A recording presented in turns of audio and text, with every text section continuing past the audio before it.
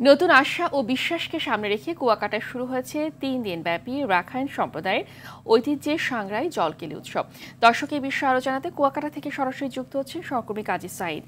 সাইদ, জলকেলি উৎসব ঘিরে সাধারণ মানুষের মধ্যে উৎসাহ উদ্দীপনা কেমন দেখছেন জানাবেন। ফাহমিদা, আপনাকে ধন্যবাদ। আপনি জানেন যে উপকূলীয় অঞ্চলের অলংকার খ্যাত এই রাখাইন সম্প্রদায় তারা প্রতি বছর কিন্তু বর্ষবরণ উপলক্ষে এই তাদের যে মহাসাংগ্রাই জলকেলি উৎসব করে থাকে।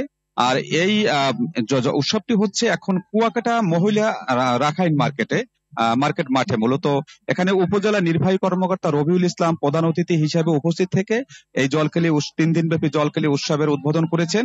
আর পাশাপাশি এই জলকেলি উৎসবকে কেন্দ্র করে কুয়াকাটায় আগত পর্যটক সহ স্থানীয়রা কিন্তু ভিড় করেছেন। রাখাইনদের মূলত এই বিভিন্ন বয়সের নর নারী এবং কিশোর কিশোরীরা এই জলকেলি উৎসবে অংশগ্রহণ করেছেন, অর্থাৎ তাদের মধ্যে একটি উৎসবের আমেজ রয়েছে।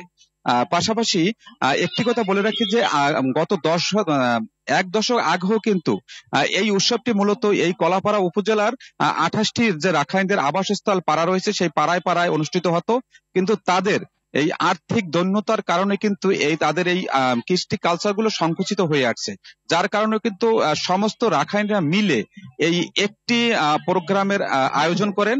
আর সেটি মূলত কুয়াকাটা করা হয়। এখানে শুধু পটুয়াখালী জেলার রাখাইনরা নয়, পাশাপাশি বরগুনার জেলার যে রাখাইন সম্প্রদায় রয়েছে তারাও কিন্তু এই জলকেলি উৎসবে অংশগ্রহণ করেছে।